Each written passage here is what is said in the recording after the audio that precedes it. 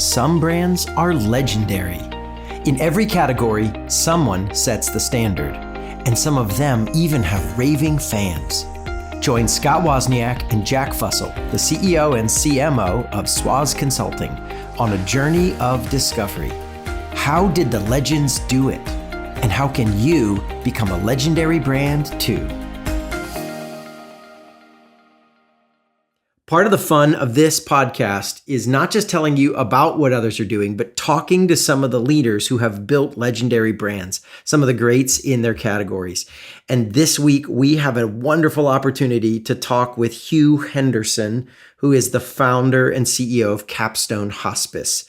That's right, we're talking hospice. No, that's not where most people expect us to go. But as you're going to see, even in this probably more challenging than great majority of other company types, there's some remarkable things happening here, and it's not happening by accident. So a little bit of background. Hugh Henderson began his hospice career in 1992 as a counselor with a local hospice organization.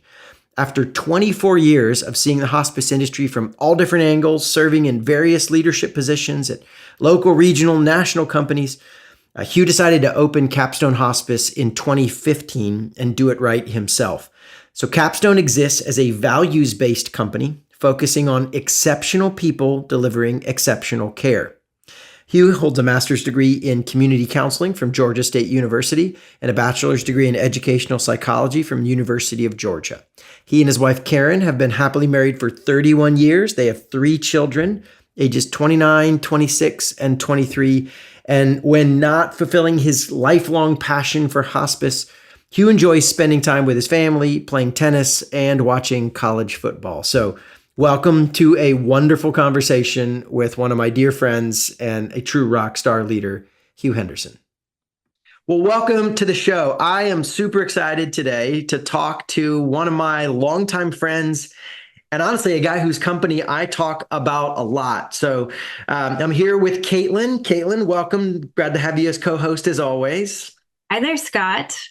So good to be back. Yeah, we are hanging today with one of my buddies, Hugh Henderson. Hugh is the founder and CEO of Capstone Hospice, which is not where most people expect to look for Raving Fans company examples. I don't know, maybe I'm wrong about this, Hugh, but I'm not seeing a lot of people tweet about their amazing hospice experience. It's not like sexy and cool. Yeah. You might be surprised. Okay. So we'll see. That's exactly. We got some Google reviews out there, and see now this is what I was good. That's exactly what I'm talking to you, because I would say that's true for most places, and then we get Capstone, and it's like, wait a minute, you can't have that kind of you don't raving fans, and it's regulated. It's a healthcare industry, right? It's a regulated space. It's constrained. Well, and it's like, if you think about it, we don't really have.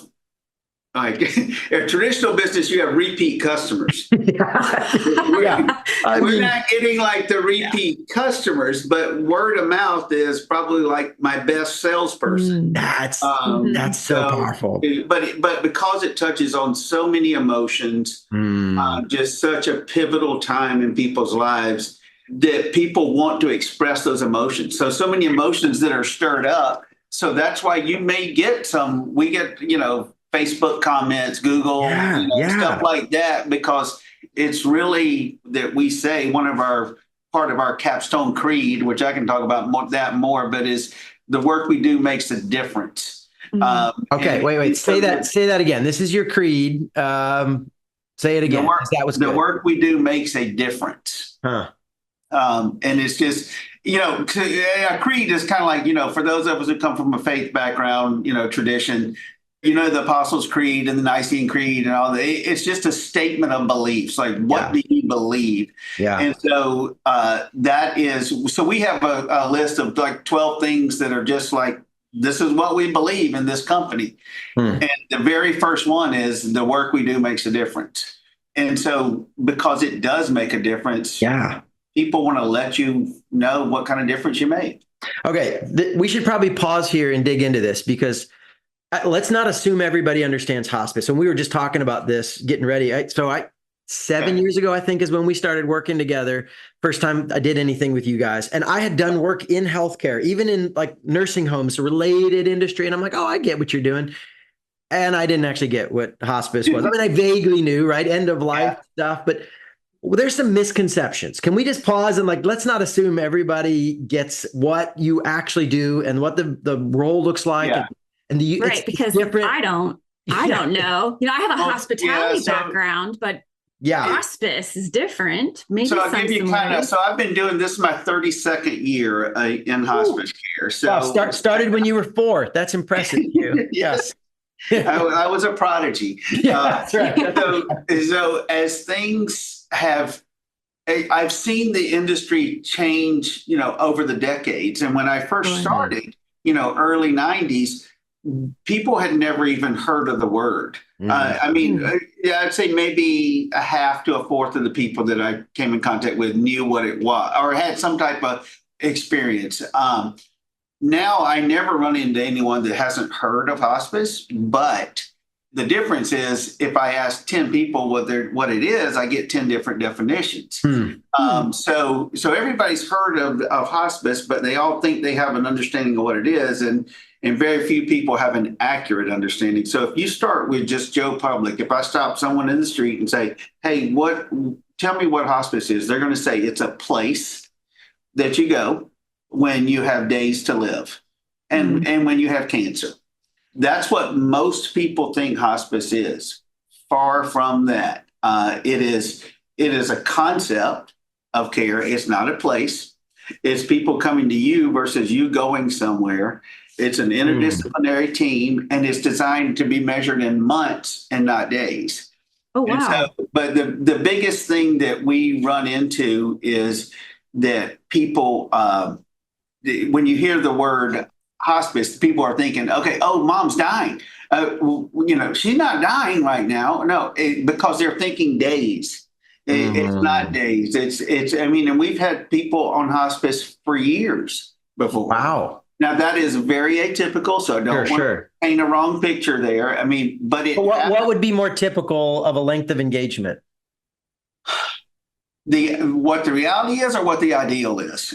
Wow, that's a good, you tell me. Good. I think the ideal would be somewhere in the neighborhood of 3 to, on the low end, to 6 months, 3 to 6 months. Okay. In fact, Medicare requires us to say 6 months or less is the appropriate, they have to have, the doctor has to feel like they have 6 months or less. Oh, okay. Okay. So that from a prognosis standpoint, that's the trigger, is when it's 6 months or less. Now we bring in hospice. Correct. But you have roughly over half of patients do not even receive care even 3 weeks versus 6 months. So it's still the battle that we've been fighting for, ever since I've been in it, and ever really since the beginning, is having people recognize the need earlier and refer to hospice sooner. Wow. And the difference, there's a direct correlation between the longer we have to work with someone and their satisfaction with the outcome. Wait, say that. Interesting. Yeah, unpack that a little bit. So the longer we have to work with someone in terms to build relationships, to understand what is going on with them from a clinical standpoint, but also an emotional standpoint, to build those relationships with the families, to be there for them, that directly impacts the outcome, the end outcome, and people's level of satisfaction. Because what happens when we get people with 72 hours to live, which happens regularly, yesterday. It happens all the time in our business, sometimes less than 72 hours. One or two things happens. You are either the hero, you are walking on water, or you're the GOAT and not the greatest of all time. You're the devil. You can't do anything right. It goes one or two ways. And it's really the differences between the two. You may not be doing too much different in each one. It's just perception and where you're getting people in that trajectory where they're, if their nerves are so frayed and they're exhausted and you're coming in at a point, it's just, it's a fire drill at the last days there. And you don't want to enter into a fire drill. So what does crisis type thing? What does creating a raving fan look like if you have those 72 hours? Is there a possibility? Well, more about that. I will brag on my team. We did an amazing, amazing, amazing job. And everybody's different. So, you're having to quickly assess what are the needs of that individual when you come into that crisis situation. Mm-hmm. Okay, is it pain? Do we have enough pain medication? Do we need to get some of that out here? Is it psychological? The patient's stable, but the family is just decompensating. Yeah. Do I need to get the social worker out here? Is it a spiritual issue? Do I need to get the chaplain out there ASAP? So I really lean on those. Well, we have admissions nurses who just do the initial admission, really lean on them to come in and say, okay, hey, you assess that need, and then immediately we get the right folks out there. So I'm going to just jump in and interrupt because we're here partly just to hear interesting stories and stuff, but to refer back to how do you create raving fans with this customer experience engine? What Hugh's talking about, this is customer insight. This is the fuel that drives your engine. His customers, right, his patients. Everything assumes you actually get to know the situation accurately and assess what their real needs are. And I love that this is great insight for folks because we love to get into the tactics here, right? It's multiple levels of things you look at. I would say a less mature, we're regular customers, satisfied people, it's fine. It's just, we take care of the clinical needs, right? But you look at the physical, the psychological, the spiritual, the relational, it's this multi-layer, check. What do we do here? And so I would say those are 4 layers all of us can look at for our customers. Mm-hmm. Not just, hey, did the product physically work or the service, show up on time, but what's the relational impact? What are they dealing with? Who else is involved around them? Can we help them deal with those people or even partner with the side part? Maybe one of the more valuable things I'm hearing you do is connect a social worker to the family and help it's not even the patient, quote unquote, right? I mean, right. Technically you could say, no, we're not here for those people. That's not our job. And you're like, no, it's a package. And so I think that challenge is really good for all of us to think, not just what is the specific physical thing you deliver, but what are the connected pieces around it when you do your customer insight? So I've got a buddy who has a company that provides swimming lessons. And so but his quote customer is not the child receiving the lessons. I mean, it is, but the real person is the mom. The parents. That's who we're really, that's who he's really trying to speak to is that mom. And so with us, yes, the patient is our customer. That's our number one priority, but it's that family. I mean, that's who's going to be left with the lasting memory.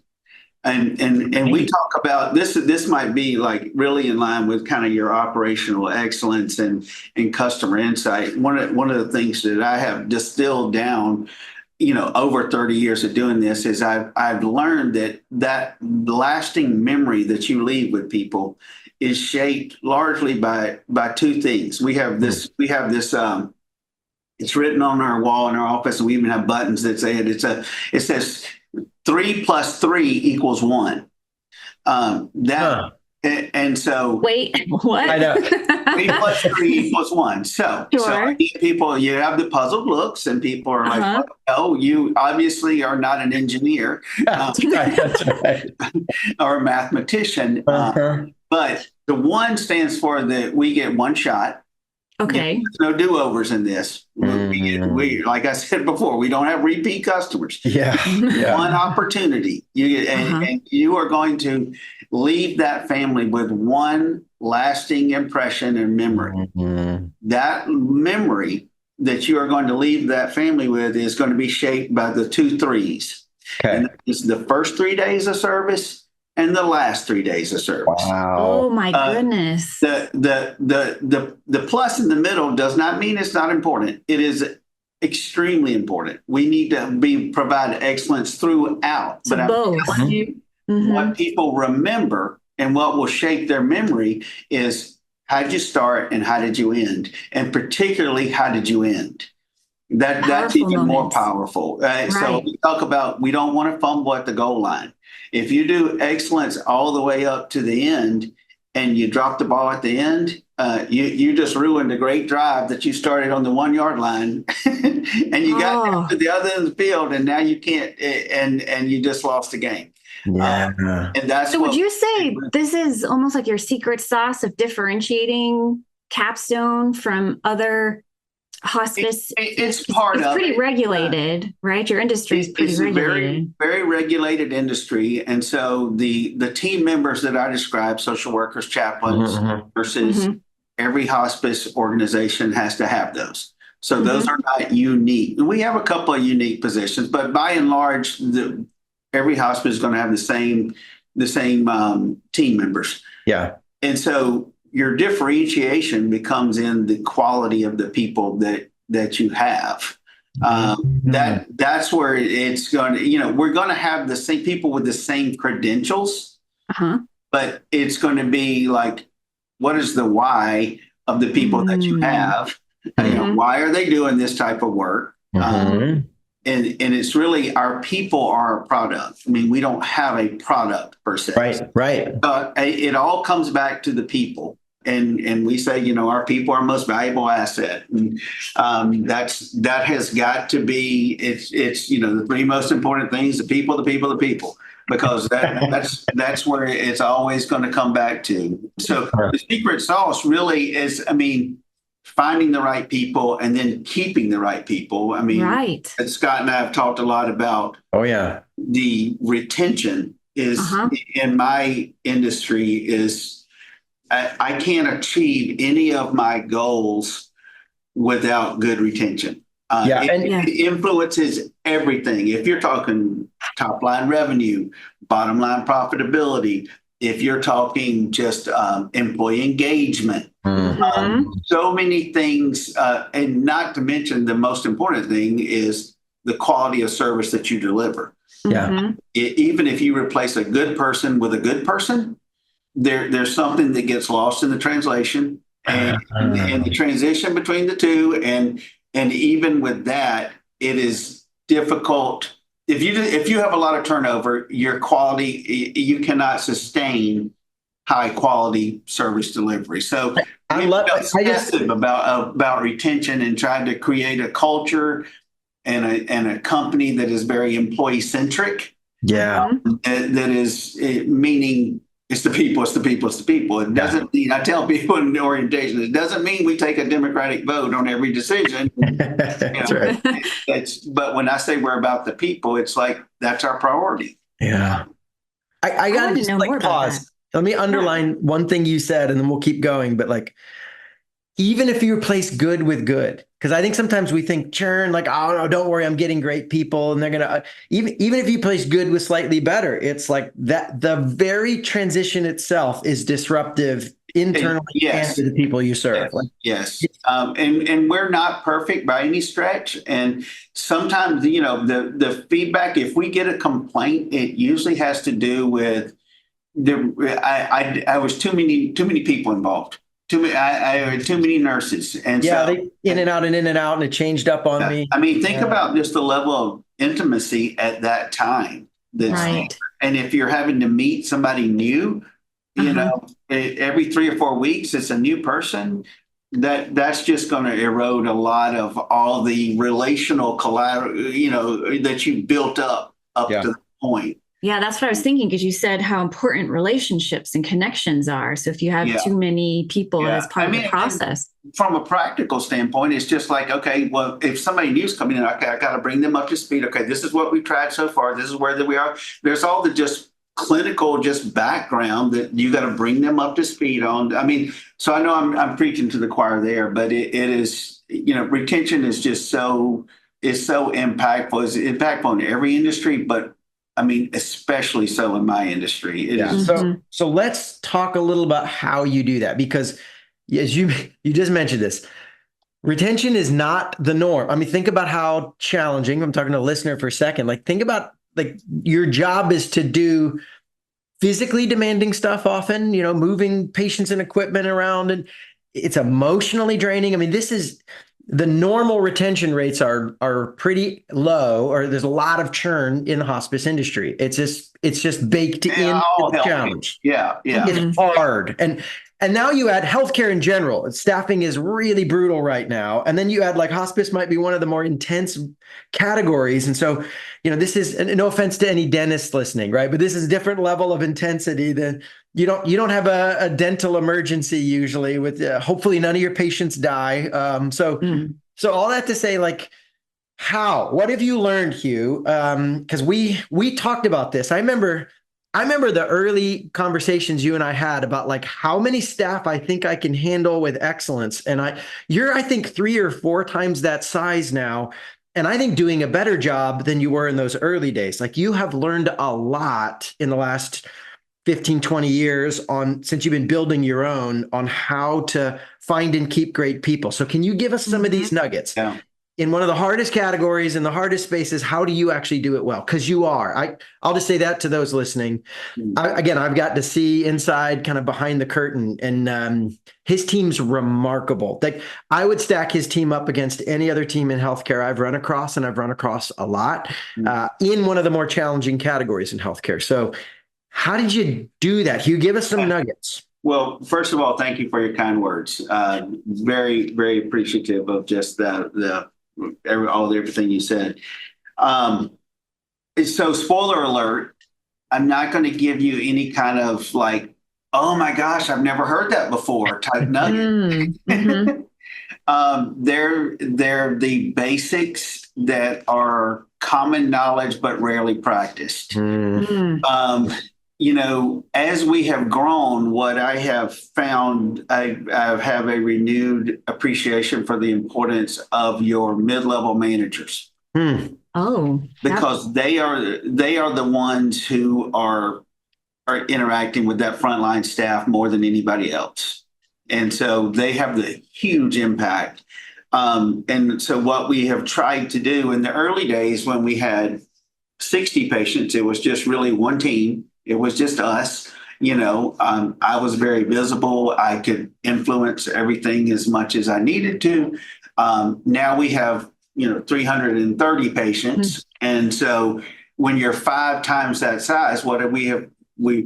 We have 6 different patient care teams now. I've said, okay, each team needs to run like its own mini capstone. And so if you are that mid-level manager is the CEO of that mini capstone. And so you've got to make sure you get the right person on board in that position. So that's one thing. I mean, making sure you've got the good managers. I mean, obviously we try to look at in the interview process, we really kind of just go straight to, well, why hospice? Why do you want to do this? Now, if they immediately go to, well, I want a Monday through Friday job, and I need something where I can get home by 3:30 to pick up my daughter off the bus, which are all, don't get me wrong, those are all important. Right. But if that's your motivation for doing this, not going to be a good fit. Not going to be here a long time. Another one of our things that we say in our creed is we get paid to be inconvenienced. Those are the people, if your motive is not because you believe in this, you're passionate about hospice, you're not going to be very willing to be inconvenienced. That's an interesting mind frame. Yeah. We sign up to be inconvenienced. Right. If you don't have that kind of mindset, you're not going to last long.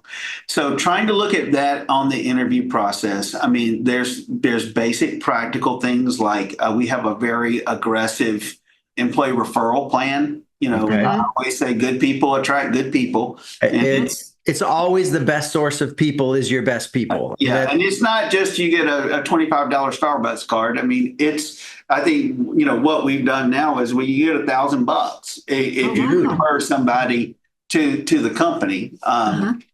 And so they get $100 when they start, and they get $900 after 90 days. I like that structure. Yeah. So it's backloaded that when we feel like, yes, we've got the right teammate here. Yeah. So that's a practical thing. I mean, we do, in our benefits, we've got some little creative things that I do. You'll probably appreciate these, Scott. Come on. And if I'm boring you guys with just some. No, this is exactly the stuff I was just thinking. So get to this level. That's when it gets valuable. This is relatable. Yeah. Be nice to your team. Sure. How do you actually do that? So one of the things that I do is we have what's called an OpMed benefit. Okay. So OpMed is an acronym, and it stands for Our People Make the Difference. Oh. And what that is you get after 90 days, because you gotta prove yourself, but after 90 days, you get a $75 a month allowance that can be used on one of 5 things: manicure, pedicure, car detailing, housekeeping, gym membership, or what is the 5th one? Massage is the 5th. My Wait, hold on. At first I was thinking like, okay, you're going to give them an allowance to do something nice for your folks. No, this is for themselves. Yeah. Well, You have me at number in fact, 1. They have to do it for themselves. Yeah. Where's my manicure and pedicure? Yeah, Caitlin and I are going to have a hard conversation about Scott, SWAS benefits after this, Hugh. Maybe we shouldn't keep going. But it is all, those are all like just quality of life. Okay, list those again, because like seriously, that's beautiful. Manicure, pedicure. Okay, yeah, mani-pedi. Car detailing, because they spend a lot of time in their car. Yeah. And so get your car detailed, cleaned inside and out. You can apply it toward that. Housekeeping. I mean, a lot of these are working moms. I mean, they gosh. Time, sign me up. $75 won't clean your whole house these days, but it'll make it less painful for you to get. It makes you more prone to get somebody in there. Massage, again, that's pretty self-explanatory, just because of the stress that's involved in it. And gym membership, again, that's the same thing. It just keeping fit, that type of thing. So, but they have to do it for themselves. They turn in a receipt at the end of each month. Okay, so then it just gets added to their payroll, I guess. It shows up on their paycheck. It's just a line item said OpMed, $75, and then they turn in their receipt. So that's one thing that we do. One of the things that we do that's really a lot of fun. And I actually stole this from a buddy of mine, so I can't take full credit for it. But we've got a podcast. Shamelessly. We've got a podcast full of people who are stealing as we speak. So let's do it. His name is Alf Ray. So if anybody knows Alf, that's who I stole it from. But so every work anniversary for our employees, they receive a $100 bill for each year of service. And it is actually. I've seen you do this. I've been at your annual meeting when you do this. It is cool. Wow. Okay. Keep going. Keep going. So we make a big deal. It's called the Benjamin bonus. Yeah, that's what I was just going to say. Okay. Yeah. And it's one of those things to where when I put it in originally writing out the original employee handbook, thought, not a big deal. This is never going to amount to much of anything. Right, because people don't stay that long in hospice, right? Well, now I got people that have been with me for 7 going on 8 years. And I'm having to, and today's the last day of the month in January. So I just got a list of all the people that have anniversaries that are coming up in February. So I got to go get about $3,000 in $100 bills. And $100 bills. Yeah, because he hands them out in big bennies. I mean, but it's a big thing, and like we tell everybody in here, there's a lot of clapping, and then you make it, and you recognize it. And the way the kind of the tradition has evolved of, for each Benjamin, you have to say one thing you like about working here. No. I love that even more. Okay, wait, hold on a second, because here I was excited about learning about how you create raving fans from your customers, your patients, but you're actually talking about creating raving fans internally with your employees. That's what I see as my role. Because I can't go out and touch the patients. Okay. And so, but the way I still have a heart of service. Yeah. The way I serve them is through my people. So if my job is to take good care of my people, because then if they're happy, again, that's not rocket science. Everybody's heard happy employees make happy customers. I mean, and that's one of the things in our creed too. Yeah. Is that, and so my job is to care for them. So I vicariously care for the patients through the people. But if I can create a raving fan in my employees, you can imagine there's going to be a raving fan That's Trickle another down. tactic Yeah. too. Indirect one, right? Where you as a leader, and I think that's what's key is if you're in a leadership position, how are you working on creating raving fans internally so that they then take that excitement and that pour in of being seen, being heard, being valued, and then turn it onto the client, the guest, the patient, whoever you're serving. It's a full circle effect, right? Right. Well, we want to, my goal has always been to marry up people that work in hospice are great people. They provide a great service. And even if you work for a bad company, it's a great service. Mm-hmm. But how cool would it be if you could give people, they could be proud of the work they do, but be also proud of who they do it for. Mm-hmm. Yes. I mean, if you could be, not only I'm proud of what the service I do, but I'm also proud of who my employer is too. Yes. That's what powerful. we tried to do from the very beginning is have that type of that type of mentality.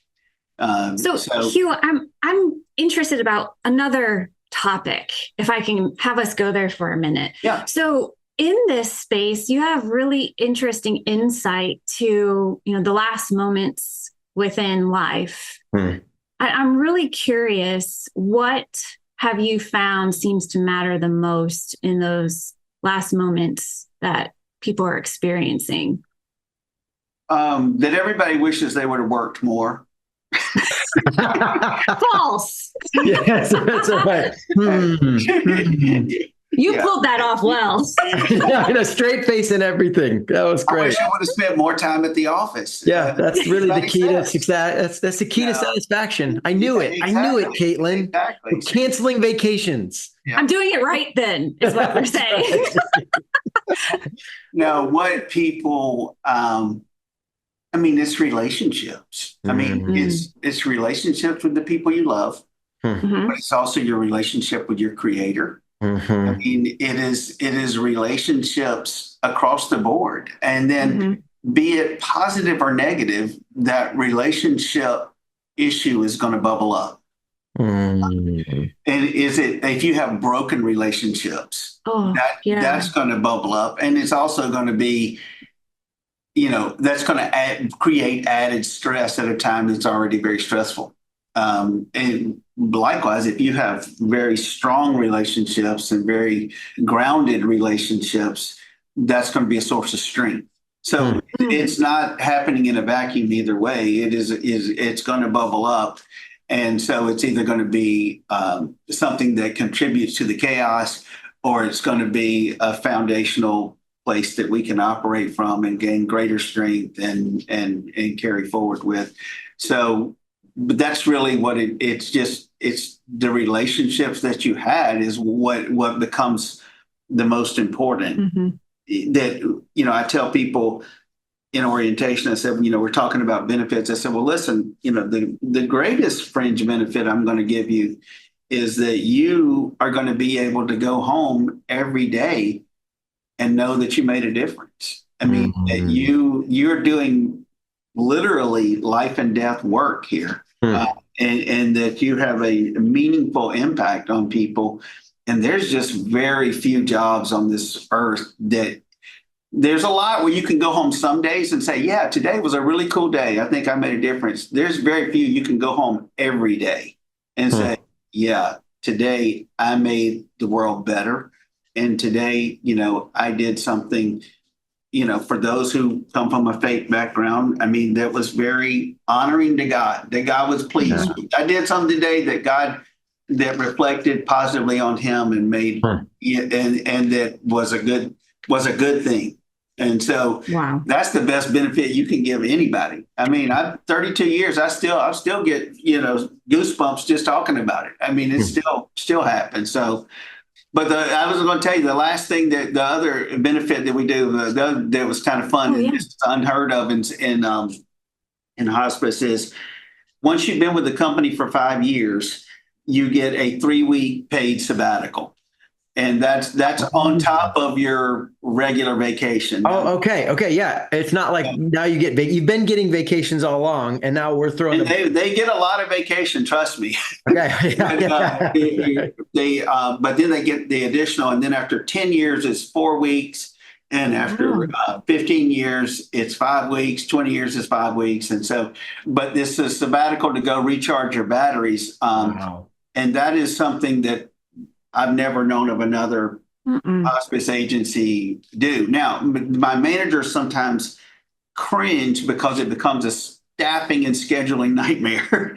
When you got somebody that's going on a 3-week, they're going to be out for 3 weeks. We got to cover that. Now there's parameters around, you can't do it like at peak times and that type of thing. But, and you have to give your manager at least like I think we say like a 3-month notice. So that makes sense. You can't just say, I'm taking my 3 weeks. Yeah, you're like, I'm done. Right. I'm out tomorrow. Right. Yeah. Right. So we learned to put those, but, and that really was one of those things when I wrote the handbook was like, this looks great on paper. It'll never be something I have to pay out. Yeah, who's going to make it to 5 years? Yeah, right. It'll get people excited. But now, they'll never do 5 years in hospice. Now I got one that is.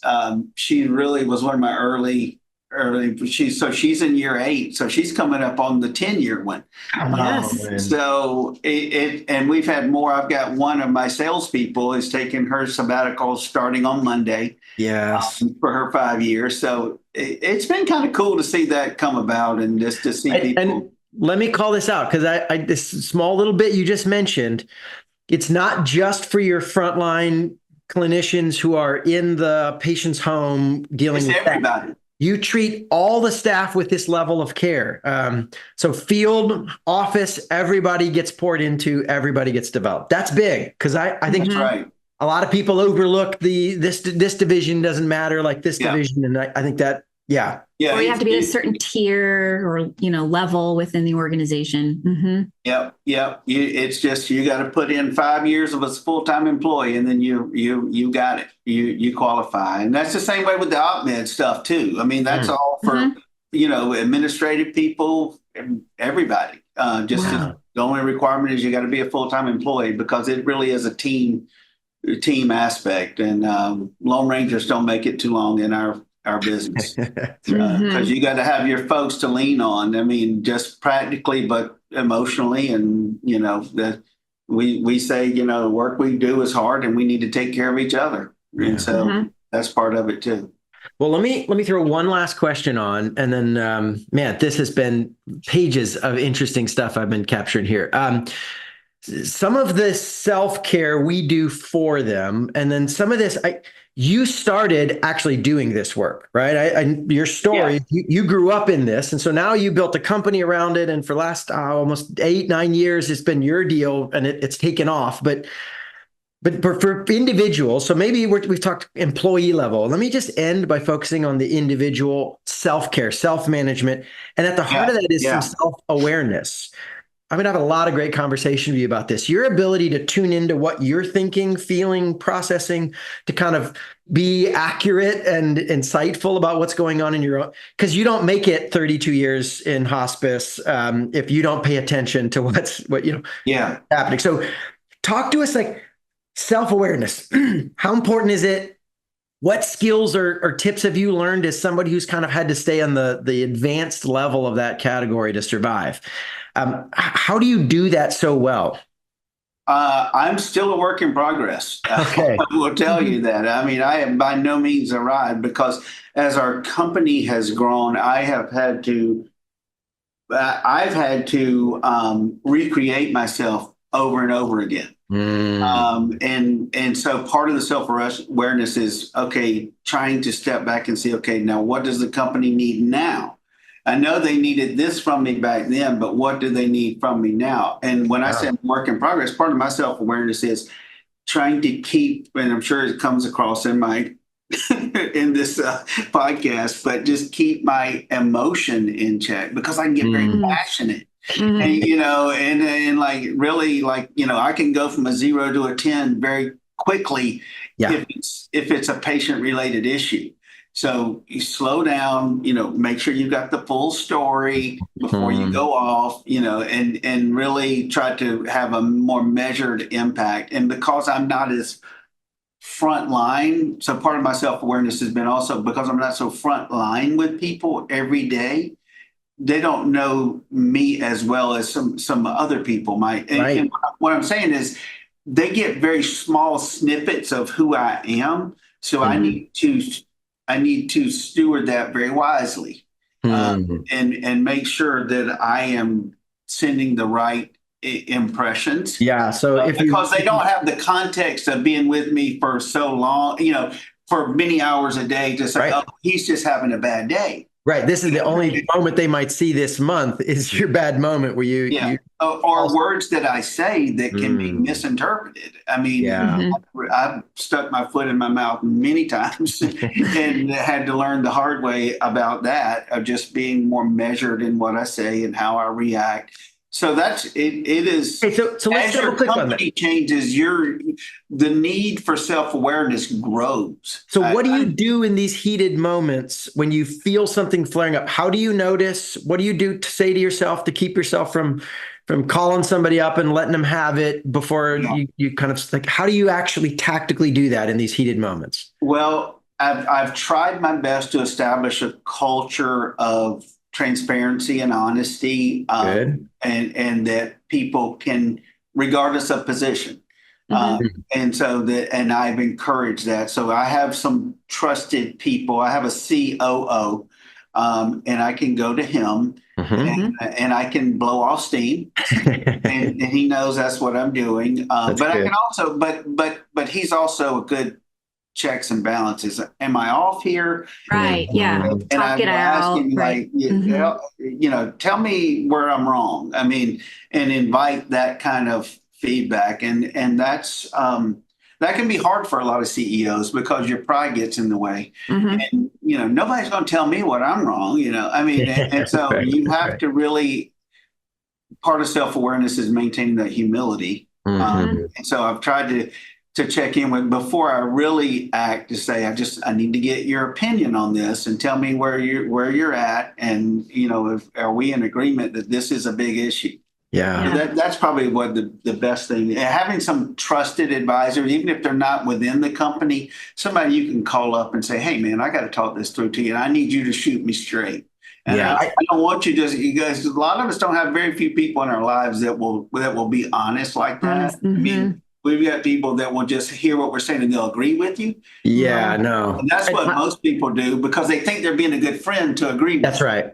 And I would say the higher up you go in success and your organization, your title, and the harder it is to find people, because there's more and more pressure to I'll just tell him what he wants to hear and be encouraging to him. That's what, and it's so valuable. And I'll just double click on this one last piece.